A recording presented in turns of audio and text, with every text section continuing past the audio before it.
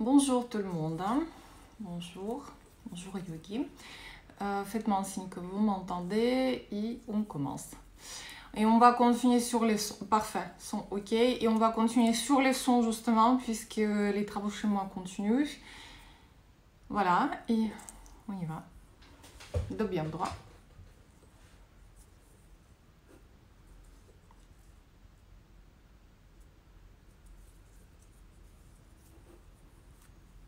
Posture confortable, pensez que 10 minutes, c'est quand même 10 minutes. Il faut que vous assurez votre posture, qu'elle ne puisse pas vous déranger pratiquer.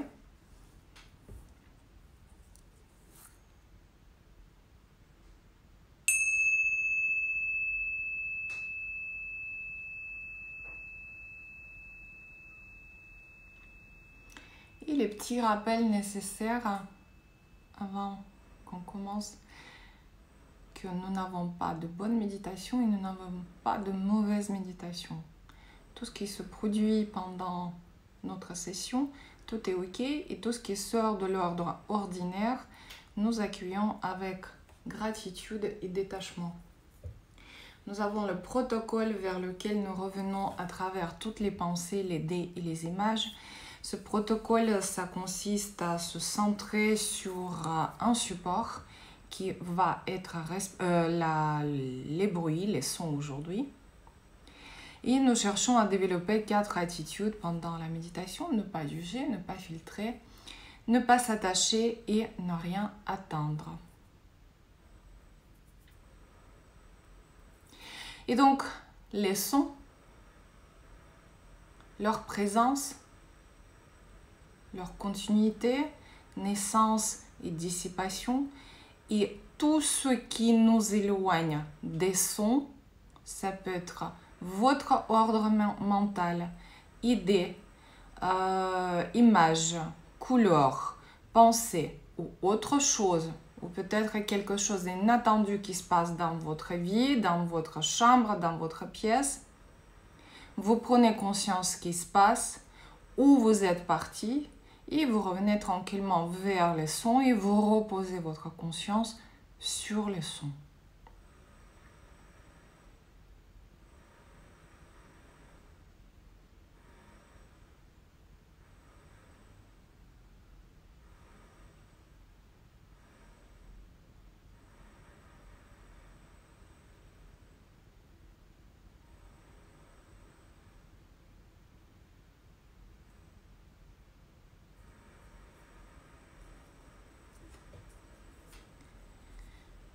Et percevez toujours qu'il y a les sons plus ou moins constants, les autres moins.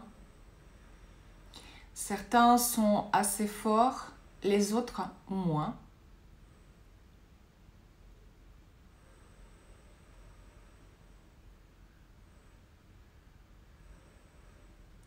Certains sons sont graves, les autres plus aigus. Et percevez ce bain sonore qui existe, qui est tout autour de vous, qui vient dans votre pièce, de votre extérieur, par votre téléphone, votre propre respiration si vous l'entendez.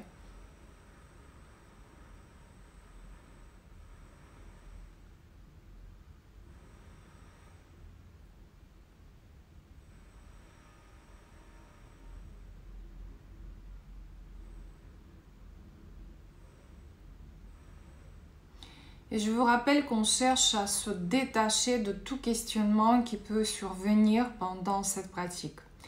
Questionnement par exemple, qu'est-ce qu'ils font? Quels travaux? Quel genre d'outils ils utilisent? Si vous entendez le son chez moi par exemple. Ou pourquoi ce son est présent maintenant? Pourquoi il dure aussi longtemps? Et tout jugement qu'on peut justement porter sur le son, comme nous avons parlé hier, notamment, que les sons, c'est généralement quelque chose de très dérangeant. Oubliez ça, ça ne doit pas vous déranger. Vous êtes centré sur le son, vous cherchez les sons. vous allez à la rencontre de tout bruit qui est autour de vous.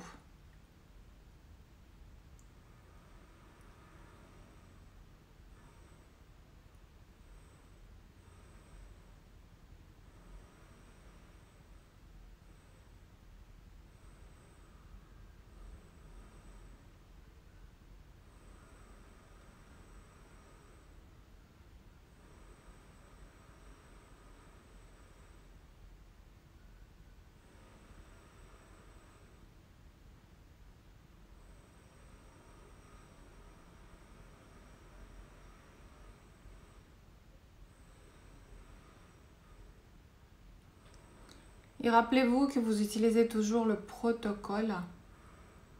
Je suis centrée sur les sons. Tout ce qui m'éloigne de ce son, de ces sons, ne me dérange pas à pratiquer. Bien au contraire, je dis merci, je dis stop, je perçois où je suis partie et je reviens.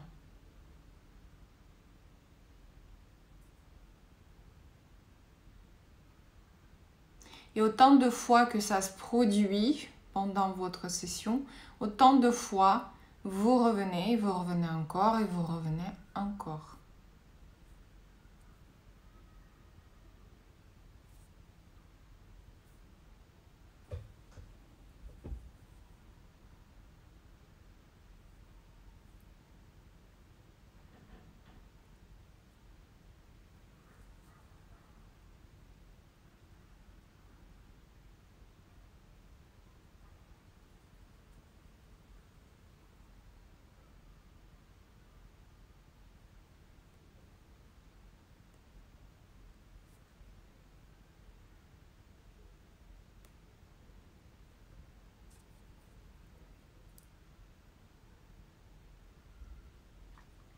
Rappelez-vous aussi entre-temps que toutes sortes de pensées ou des idées qui apparaissent dans votre tête, dans votre esprit, ce n'est pas un obstacle à votre pratique. Ce qui est obstacle, c'est de les suivre.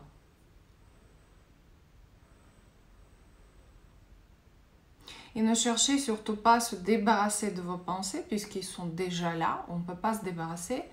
Vous pouvez toujours juste arrêter, dire stop à votre pensée, encore et encore prendre conscience où vous êtes parti et de revenir.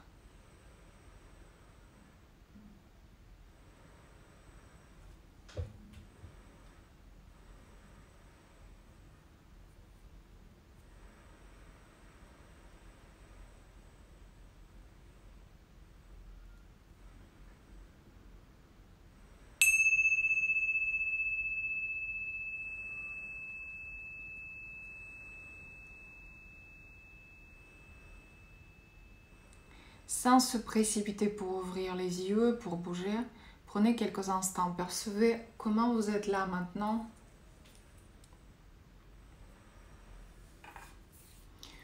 Où vous êtes dans votre esprit.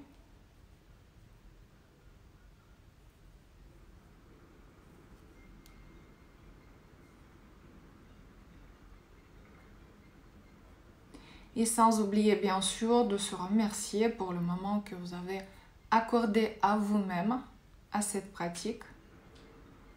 Et quand vous voulez, vous pouvez revenir.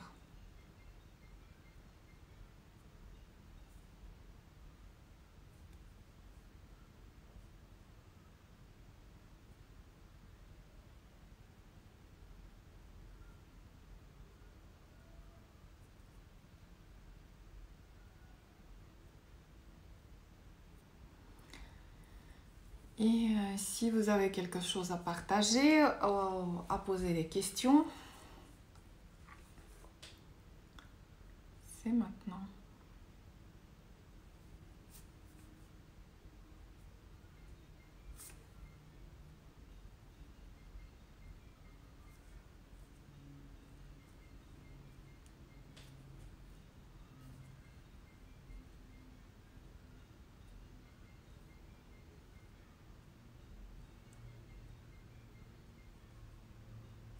Comment ça va?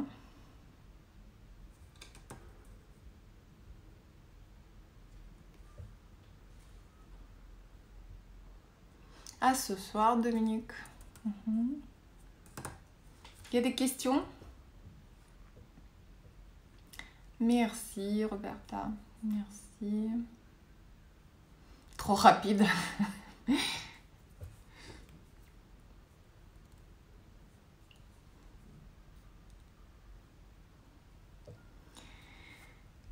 Tu sais, on appelle ça, Céline, quand ça passe trop vite, on appelle ça hors temps et l'espace.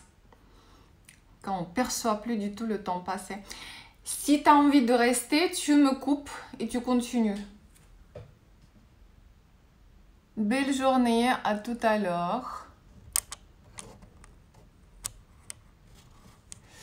Ouais, c'est dur de ne pas penser en écoutant les sons. Oui, je comprends.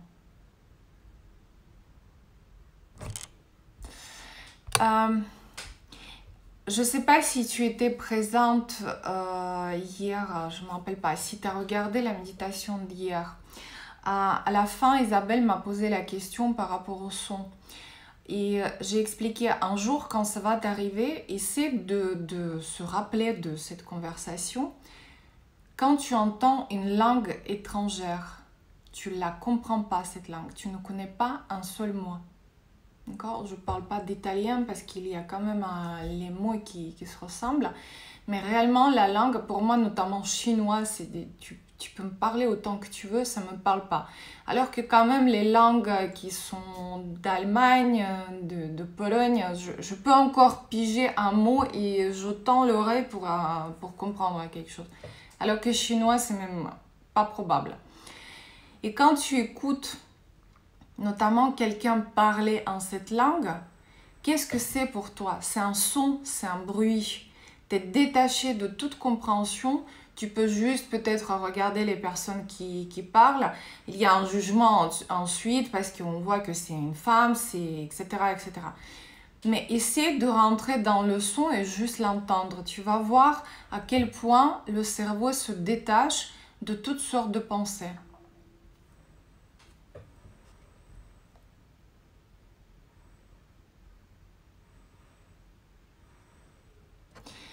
Il m'est plus facile de me laisser porter par les sons, quel que soit, que la visualisation.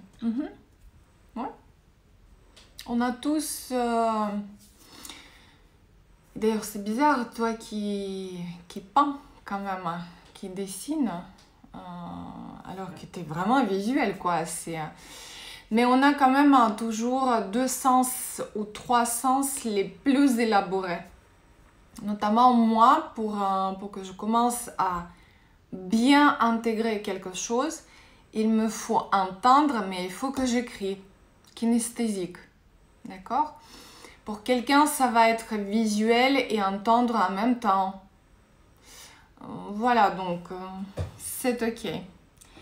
Et d'ailleurs, dans le processus de méditation, quand toi, tu vas pratiquer seul, tu peux utiliser ces sens qui sont plus développés pour toi.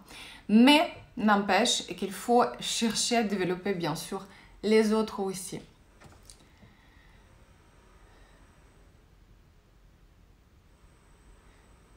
Plus difficile de méditer quand le travail est repris.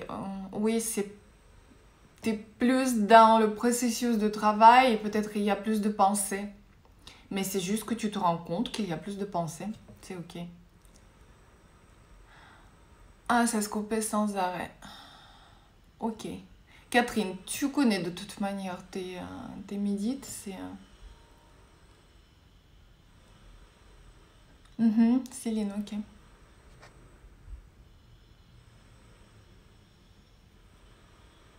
Marie-Ange, oui, c'est rien d'autre. Franchement, c'est rien d'autre. Tu sais, il y a Catherine, elle est témoin justement. Quand je me suis mise sur le chemin d'enseignement, et encore enseignement, je pensais même pas enseigner encore à cette époque-là. On était peut-être une vingtaine de personnes, c'était les stages d'été et on se ressemblait tous les mois pour faire la pratique de week-end. Et je me rappelle que pour moi, c'était juste pas pensable. Tout le monde voyait les trucs, on partait dans les visualisations. Tout le monde voyait les Bouddhas, les ailes. Moi, je rentrais de ce truc-là et je me dis, mais je vois rien, mais rien. Ensuite, il y avait quelqu'un qui parlait, oui, j'ai senti ça. Et moi, je revenais, je me dis, je sens rien. Et au final, pour moi, c'était un apprentissage, tout simplement, il fallait aller dans les processus. Et tu vois, lorsque j'ai pratiqué, c'est venu les sensations au point que quand je lève le bras, je peux te raconter un millimétrage. Quand je lève le bras, ce que je sens à l'intérieur de mon épaule, dans mon omoplate, dans la cage thoracique, les muscles intercostaux, mon muscle au niveau de la poitrine, etc. Tu vois, c'est juste un apprentissage. Alors que je commençais à zéro. Je ne savais même pas qu'est-ce que je sentais, tu vois. Si ça peut te rassurer, ce n'est qu'un travail.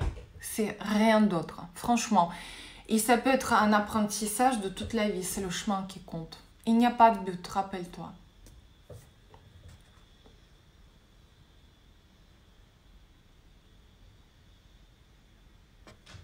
Merci.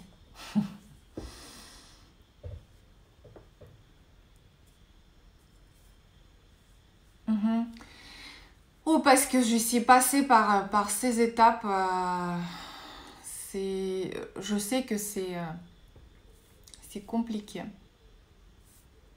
Ça peut être compliqué. En tout cas, rappelez-vous, il n'y a pas de but. Exactement. Il faut une patience.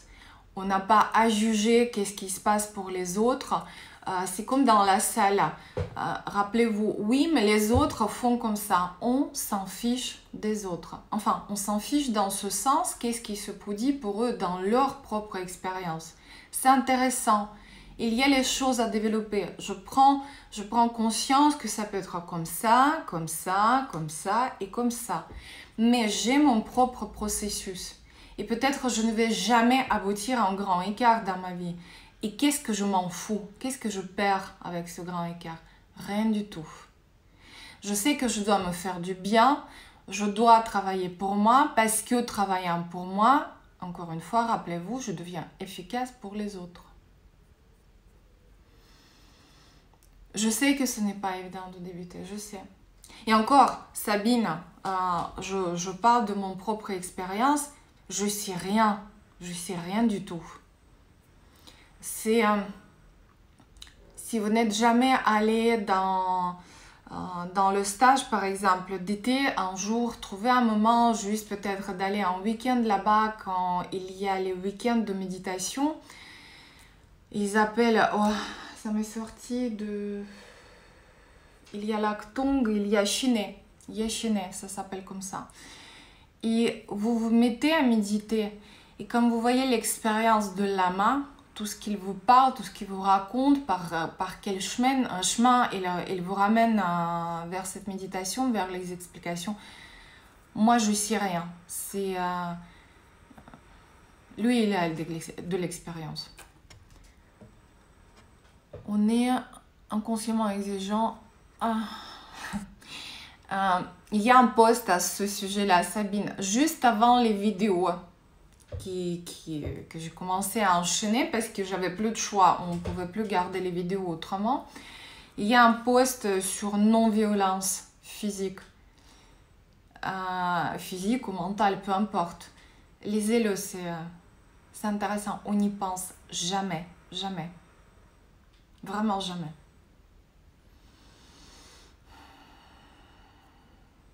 Moi, je raconte toujours cette histoire, tu vois, quand... je commence par le début. J'ai toujours les personnes qui viennent au cours et qui me demandent, au 3e ou 4e cours, je veux me mettre sur la tête. Donc déjà, la personne ne sait pas ce qu'il fait au yoga, pourquoi elle est venue, qu'est-ce qu'il veut de sa pratique de yoga.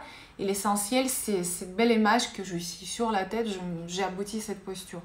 Mais derrière cette posture, il y a toute une pratique.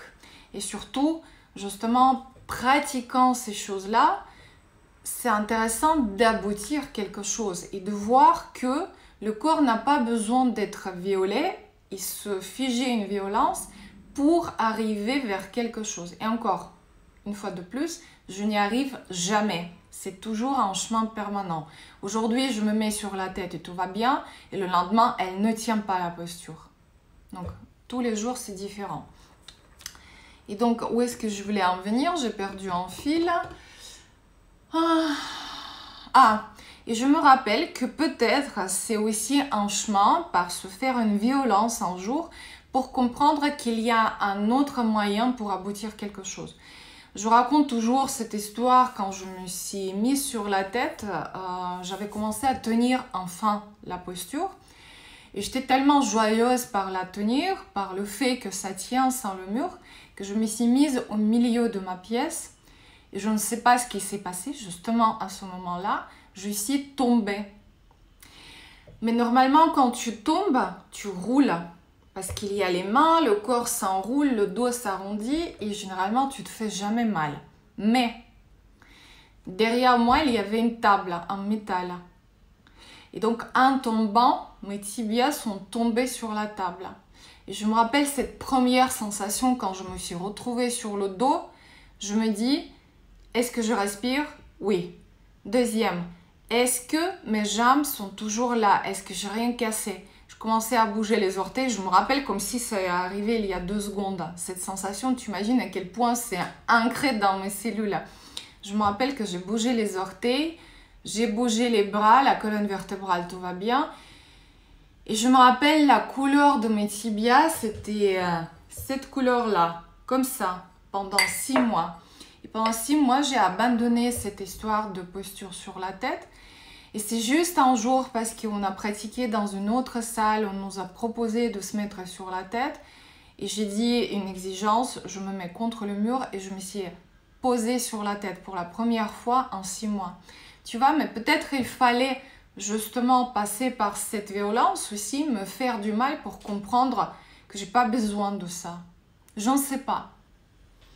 Parce que quand je dis qu'il ne faut pas de cette violence, qu'il ne faut pas se prouver quelque chose, c'est difficile. Peut-être c'est un chemin. Le corps parle toujours. Mais toujours, Céline, toujours. C'est incroyable à quel point il parle. C'est incroyable. Incroyable. Bon. D'ailleurs, Sabine, justement, tu as écrit que c'est exactement ça en disant oui à Céline. Hein. Tu sais bien hein, ce qui se passe.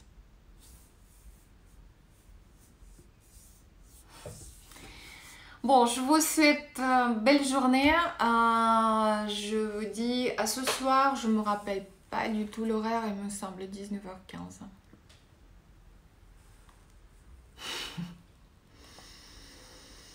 Trop bavard ce corps.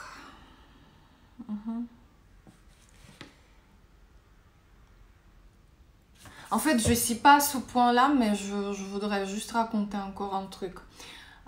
Nous sommes tous conscients que le dos cumule les tensions musculaires dues au stress, dues au poids qu'on se fige par le travail, par le boulot, par la famille, par gagner l'argent, etc., etc. Ou les histoires familiales, notamment. Et je me rappelle, c'était 2016 à 2015, il est arrivé un grave accident à ma mère. Et si les premiers mois, j'étais encore plein d'espoir de la remettre en route un petit peu, ça durait ensuite encore 12 mois. Les 12 mois suivants, je me battais contre la mort. Et je me rappelle que ça m'était arrivé peut-être au 6e mois après son accident vasculaire. Je commençais à ressentir quand j'arrivais là-bas, parce qu'il habite en Russie, elle habitait en Russie. Quand j'arrivais là-bas, je commençais à avoir toujours mal au milieu du dos. Mais terrible. Je pouvais ensuite rester comme ça sur le sol pendant 15-20 minutes, étirant, serrant les omoplates parce que j'en pouvais plus. Parce que je la portais, j'ai porté la douleur morale, j'ai porté le poids physique de ma mère et il fallait tout faire. Et donc, au bout d'un an, j'ai développé carrément une douleur permanente. Donc, pas de temps en temps, mais vraiment permanente. Et un jour, c'était peut-être chez mon ostéopathe, non, pas mon ostéopathe, chez un médecin. Je cherchais qu'est-ce qui s'est passé dans le dos chez mon médecin. Il me dit d'abord, tout ça, c'est ici. Ça, c'est la première chose, il me dit. Et après, il me dit, regardez quand même, il y a toutes les notions de la colonne vertébrale, qu'est-ce que ça travaille, où ça se passe, etc. Et je me rappelle que c'est peut-être la deuxième ou troisième fois dans ma vie que je cherchais vraiment qu'est-ce que signifie la douleur dans le corps. Et donc, je crois c'est le livre de Michel Odoul. Il me semble que ça s'appelle comme ça. Raconte-moi où t'as mal et je te dirai qu'est-ce que c'est. Quelque chose comme ça. Je l'ai ce livre. Et je me rappelle qu'on m'a nommé les vertèbres dorsales. Pardon.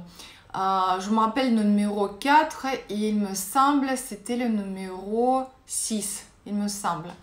Et quand j'ai ouvert le livre, j'ai lu exactement ce qui se passe. Déjà, l'histoire familiale. Et ensuite, il y avait quelque chose, le poids de la mort. Ou je ne me rappelle plus exactement. Il faut que je regarde pour ne pas raconter une bêtise. Et j'ai halluciné. Mais j'ai halluciné. Et à partir du moment que j'ai compris ça, enfin, ça ne veut pas du tout dire que la douleur a disparu. D'un seul coup, il y avait le calme qui s'est installé. Mais j'ai commencé à travailler dans ce sens-là. La méditation qui est partie dans ce sens-là, le travail physique qui est parti dans ce sens-là. Dès que je travaillais avec ma mère, je cherchais à me remettre moi en place, etc., etc.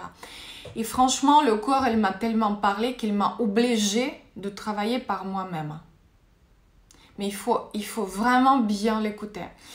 Je ne parle pas que je l'écoute toujours, mais généralement, c'est parlant, vraiment. Les lombaires, c'est parlant, les cervicales, c'est parlant. L'intérieur de la tête, c'est parlant, les yeux, c'est parlant, c'est impressionnant. Encore une fois, la prise de conscience ne veut pas du tout dire que vous allez vous débarrasser de problèmes, mais ça donne le chemin où il faut aller.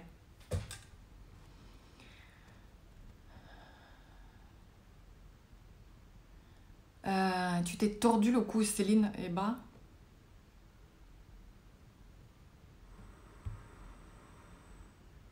Vous connaissez ce livre? Oui, il est super. Franchement, il est super.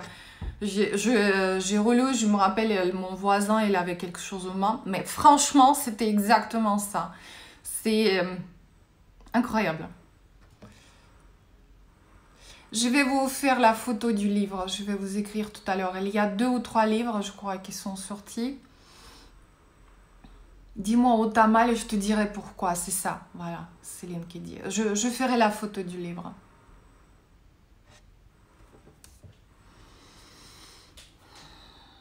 Je peux te les prêter, Sabine. Je ne lis pas tous les jours, ce livre. Mais je peux te les prêter. C'est intéressant de le lire. Peut-être tu vas regarder par rapport à toi ce qui t'intéresse. Tu vas copier. Tu vois, c'est... Bon, je vous souhaite belle journée. Je vous dis à ce soir pour la pratique de yoga. À tout à l'heure.